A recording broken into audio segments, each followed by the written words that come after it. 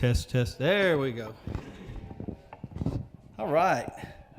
Good evening, everybody. We're going to talk about lying tonight, about fibbing, telling lies, all that good stuff. So I'm going to try to not tell any myself. We'll hope. How common is lying in our world? Not at all. Ding, ding, ding. Step away from the man about to get struck by lightning. Just lied. All right, yeah, that's not funny, getting struck by lightning. Oh. All right, let's talk about some of the ways people try to get around telling the truth. What are some common things people do to act like they're telling the truth when they're not? Patrice? Okay. Telling a partial truth that leaves an impression which would be changed if you told the whole truth. All right. What else?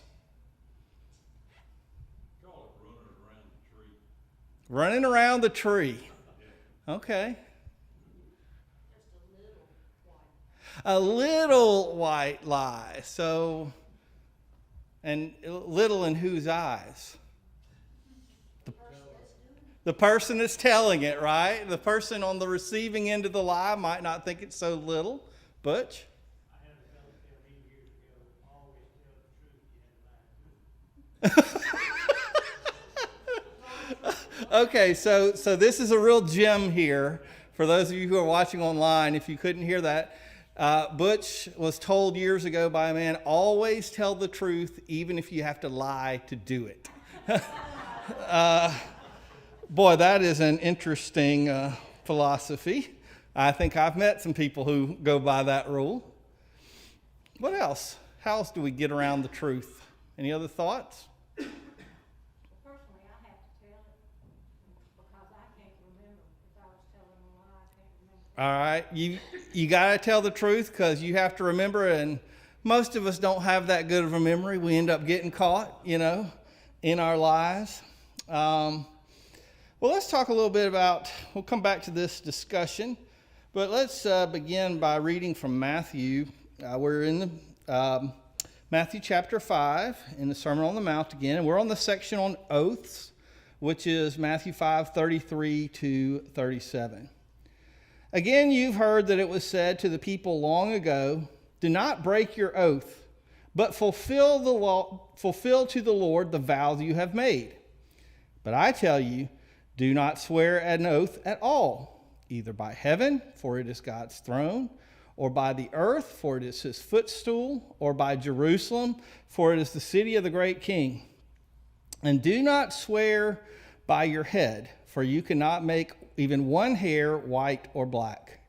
All you need to say is simply yes or no. Anything beyond this comes from the evil one. So he quotes Old Testament scripture, which in several places says you need to keep your oaths. You need to keep your vows. If you make an oath, you make a vow, you need to keep it. But Jesus, remember, he's going above and beyond. He is not destroying the law. He is fulfilling the law. And what he is detecting here is a tendency that we have, even when we say we're going to tell the truth, we find increasingly complicated ways of getting out of telling the truth. Now, we know this in our society. If we always told the truth, there would be no need for any of us to have words like swear or promise. But we're used to that. So we kind of get in this thing where we say, are you really telling the truth? Oh, yeah, I promise. Or, some people, the first thing they do, and when you start questioning, you think you can tell they're fibbing. I swear, man, I swear. Some people, you don't know what they swear. Because every time they get mad, I swear I'm going to, and they never finish the sentence. But they're swearing, they're really serious. They're going to do something. All right? This process is not something that we start as as grown adults, though. We start this as little kids. Whenever the first time you go to school, or maybe Sunday school, who knows where kids learn it, but you learn about things like, you lie, I didn't promise, or I didn't pinky promise. You know, if you pinky swear, that's really important. Or guess, I had my fingers crossed behind my back, so it didn't count. And we get these increasingly complicated ways of trying to deceive. This is what was going on. This is the craziest thing. Again, this is the folks in Jesus' day had gotten down to the technicalities of the law rather than what God was actually intending. And so where the Old Testament would tell them, you better keep your oaths, your vows you made to the Lord, they started to say, oh, well, if I broke a vow I made to the Lord, that could be rather serious. So instead of them saying, I really probably shouldn't even just make these vows, or I should consider what I'm saying and just be honest all the time.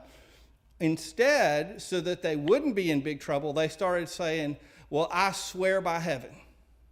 Because heaven is a way that they would almost use as a euphemism for God, the Jews. In fact, if you notice, in some places in the New Testament talks about the kingdom of God, and other times it'll talk about the kingdom of heaven. And the reason is because heaven is often a way of referring to God without actually using his name. And so I'm less likely to take the Lord's name in vain if I just refer to heaven rather than to God. Well, then some other people kind of came up with some other things and said, I don't know about swearing by heaven, but I'll swear by the temple. That's really holy. And I'll swear by the temple and not by heaven. And there was these other all of these different things. Well, I swear by Jerusalem. And what it was ways to make them feel better about lying. Because, well, if I swear to God, I'll really, really have to tell the truth. So maybe I'll swear by heaven.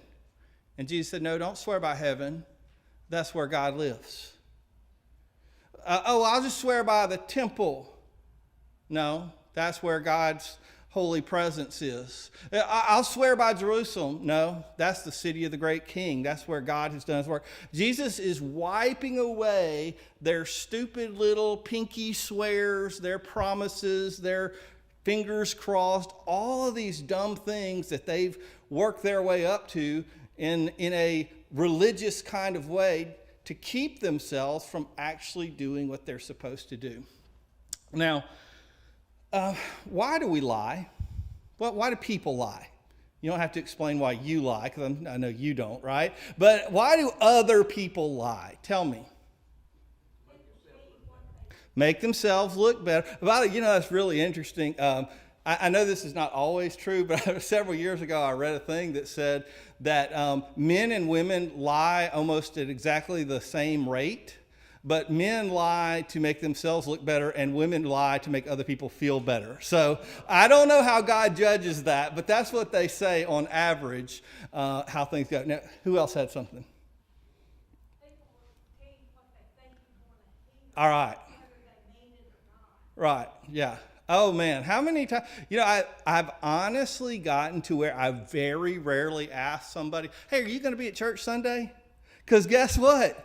Let me tell you the answer 100 out of 100 times, unless they've already are going to be on vacation or something. Yeah, I'll see you there, Pastor. I'll see you there, brother. Yeah, I'm going to be at church. And I'm just like, don't tell me that if you're not playing. I'm not about to shame you and wag my finger at you if you say you're not going to be at church. But I've learned after a while, just don't even ask the question, because I'm just setting them up to lie. It's just one of those. Now, I'm not saying that about the regulars who are usually always at church, but it's sometimes, somebody you're trying to invite to church, or you're trying to say, hey, we'd like you to be there. Oh, yeah. It's even better when they say, I'll think about you. That's a very polite way of saying no, but I'm like, okay, well, I know they mean no, and they're not going to be there. What's that about kind of that response sometimes we give when can I count on your vote? Well, I'll think about you. You know, it's that kind of thing. Why else do we lie? We lie to make ourselves look better. We lie to make other people feel better. We lie just to kind of get people off our backs. To cover up, okay? Lying allows us to cover up. It's interesting. Years and years ago, a couple who was just a little bit younger than me in their ages, and I kind of had this thing like he lied to her all the time, and I thought, you know, he'll eventually cheat on her. And sure enough, it wasn't too long, because if you lie all the time to cover up what you want to do, eventually you'll do whatever you want to do, and because I can just lie about it and get away with it, and that's kind of the thing. Well, how do you think God feels about our deceit? Think it affects him at all? This is yes. What's that? Absolutely. Lying, first time we see it is in the first book of the Bible. It begins in the garden, and it is the beginning of the downfall of mankind.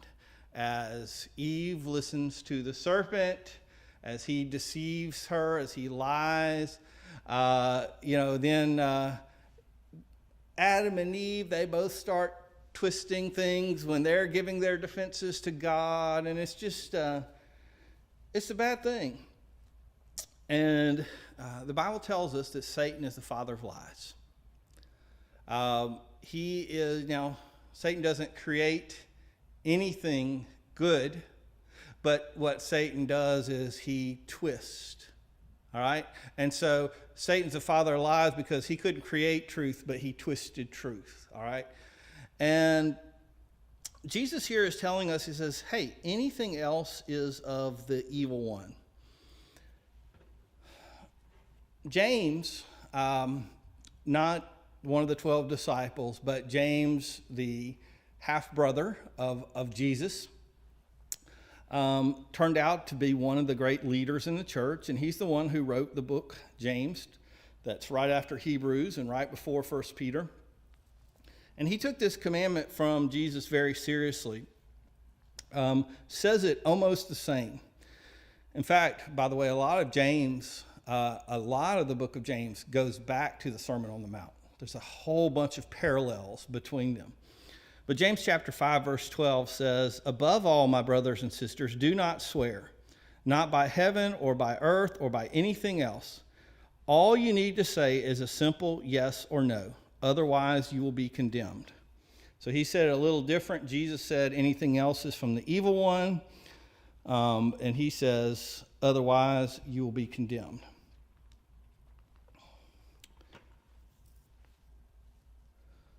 What is the point here? Why is Jesus so big on truth?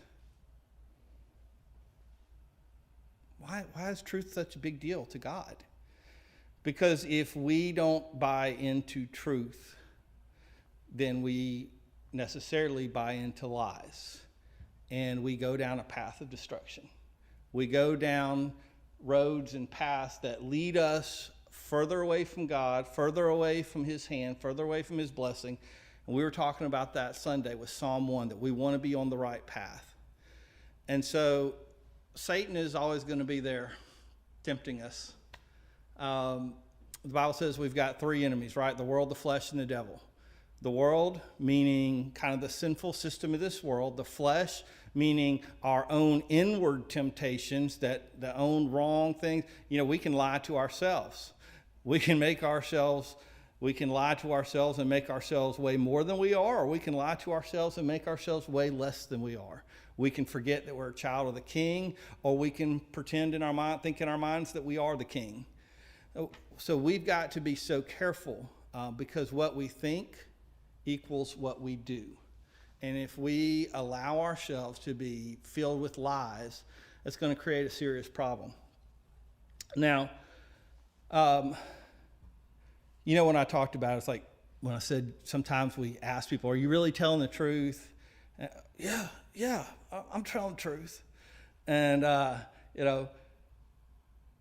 you keep pressing them because you know this person maybe has a history for not telling the truth, and they start maybe getting mad or saying, I swear, I promise, this or that or the other. Wouldn't it be so nice if you could just ask, hey, did this happen? Did you say this? And you got a simple, straightforward answer. And just like everything else, Jesus is saying to these guys, you've missed out on the intent of the law. Just like they missed out on the intent of the law, where they said, Jesus talked to them about, hey, being right in marriage. And they're like, oh, wait. Moses, he gave us a certificate of divorce. And Jesus said, yeah, he gave you a certificate of divorce because you were just kicking your wives out and leaving them stranded and helpless.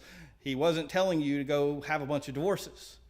Well, kind of in this same way, these folks were, I swear this, I vow this, I promise this. And all the while, it was just more deceit, different ways to deceive. And they would say, oh, wait, but the Bible told us about keeping your vows. And Jesus is saying, but God never made you take a vow in the first place. God never made you take an oath in the first place. Simply be honest. Wouldn't that be great if we just knew that folks were honest? Because most of the time we don't have that. Most of the time in life, we often come away from conversations or situations saying, did they really mean that? Or what did they mean by that? The way they said that, And lies have a way of coming out. Do you know that? They really do. Man, I wish I could tell you a good story, but I can't. I really can't. But it's a good one. It's a good one. There's a situation where not too long ago, somebody lied to someone in our family, and there should have been no way that we would have known about this lie. But it is just amazing. It's one of these just providential, 1 in 1,000 kind of things. Someone who didn't even know about what had been said to us, we find out, oh. And then, things are happening in this situation. But don't look around. It's not somebody in here, okay? But, but it's so funny, though, because this lie, it bothered us, but we weren't going to say anything about it. And it was one of these things where this situation is blowing up in this person's face. I mean, it got revealed one way, and then it's kind of getting revealed in another way, and it's just like, whoa, that's kind of funny. Just looking at it, and we don't get around the truth. We can lie, we can deceive, we can do all kind of things to try to avoid responsibility for our actions, to cover up, to get our way, to whatever. Eventually, even those things that don't come out here in life, they're going to come out one day, right? And James talks a lot about the judgment, and that's why I believe he said anything else will be condemned. Because he has in mind that day that we all stand before the Lord, and he evaluates every idle word, every deed, and we give an account for our life. And so whether you want to look at it in terms of source, like Jesus said, anything else is from the evil one. When you've got to go around blustering and saying, I swear, I promise, I mean it, I don't have my fingers crossed, I'm really telling the truth this time. All that comes from is because you are known as a man or woman who's not honest, when you have to keep grasping and trying to say more and more things like that. But the reality is, Jesus said that's from the evil one. So trying to get around the truth, the source of it is from the devil. And the end result of it is that you're going to stand before God one day, and those lies will be condemned. God's not going to look and say, oh, you know, you weren't feeling good that day. It's okay that you told a lie, you know. And the reality is all of us lie in some time, in some place, in some point.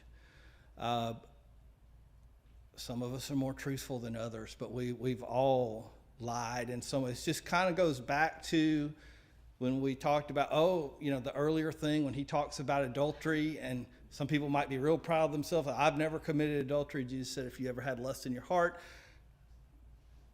it's on a scale. So even if you say, well, I've never committed perjury, I'm such a good person because I have never stood in court and I've never broken that oath. That should not be a sense of pride, but rather we should take this big thing that we know of, hey, don't swear to God and break that, and we should take it down to our everyday conversation to where we are honest and open, and we can use simple yeses and nos as we relate to folks, and that's all there is to it. Let's talk one other thing. We've already talked about standing before God and lying. What are some consequences of lying right now in this life? What happens when we lie? You get a lie bump on your tongue. Hey, my older brother, he had a bluff on me. I guess this was his own lie. But he knew, he said he would put his hand right up here and he'd kind of stretch it. He'd say, now you tell me the truth. He said, you got a vein right here. And it pops out when you lie. You better tell me the truth. Man, he had me. Okay, I did it. I couldn't help it. But I sure didn't want to tell the truth, but he had that power, so I just had to tell the truth, right? No, but seriously, you lose credibility. Because lies come out, don't they? And people, they're a liar. And you don't buy into their word,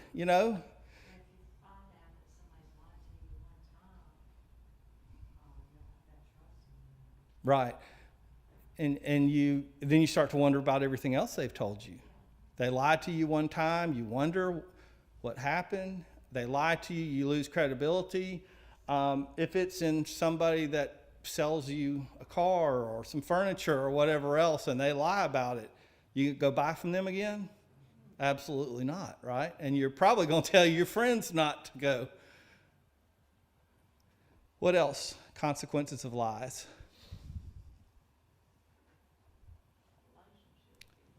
Relationships are broken. Relationships are nothing without trust.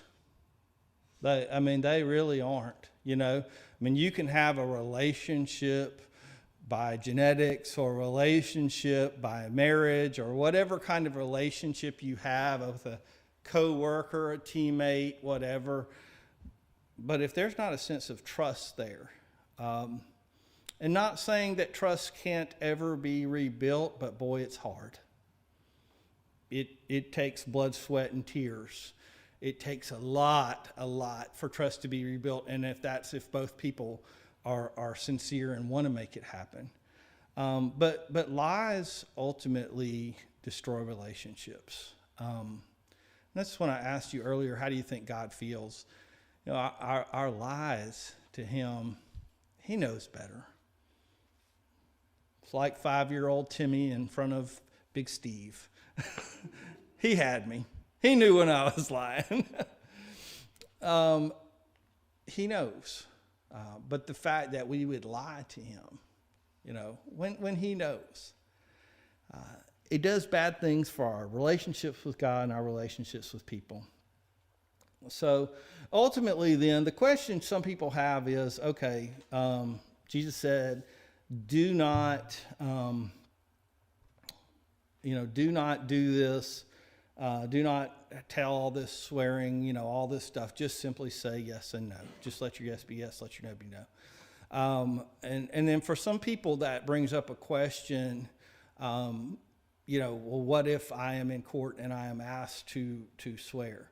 Again, I see this as a case of where you look at this and look at the intent. And Jesus is trying to get us to tell the truth and be people of the truth. I don't see this as something where, hey, you're in trouble with the Lord if you're asked to testify and you do this. Although there are, I think there are some outs for those who have a religious, problem with that. There's been some folks that have been, there's some loopholes there, whatever you want to call it. But the point, going back to the heart of it, it's just like when Jesus was talking about anger and he says, anybody who says you fool's in danger of the hellfire. And then we're like, don't use that word, but I'll call you an idiot or a moron, but I won't call you a fool. It's missing the point. And the point is not having the anger in your heart. And the point here is not living a life of deception, not using tricks, not using fabrication, not playing the rules somehow to get out of the truth. All right, so next week, we're going to look at one that's probably one of the most difficult ones, and that is beginning. It's well known, but it's also very difficult. And I want you to just read through this next week and look at it and think about it.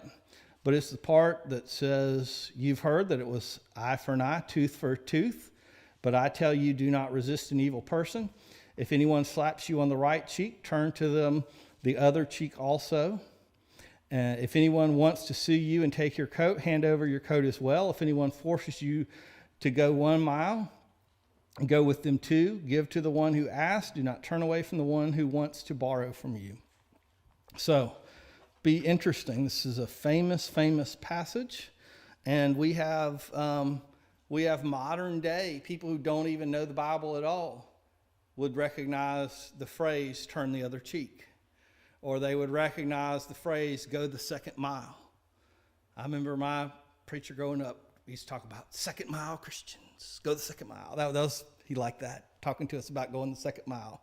Well, we'll talk about what all that meant and how we are to deal with those who injure us and insult us in life next Wednesday night. All right. Yeah. I'll tell you a little story what happened to Tommy one time. Oh, yeah? Tommy was out on his farm, and these two fellows had a disagreement, so they went to the justice of the peace. Well, they decided they wanted a jury trial. So they come rounded up the jury, and Tommy was one of them. One of them got up there and told his story, and the next one got up there and told his story. And when they asked the jury what they thought Tommy told them, he said, one of them's lying, but I don't know which one it is. Isn't that the truth? We've all been there. We have all been there. Now, I know my parents' philosophy, if it was between me lying or my brother lying, we just both got a whooping. That's kind of how it worked in my home coming up. All right. Jerry, if we can just go ahead and cut the video.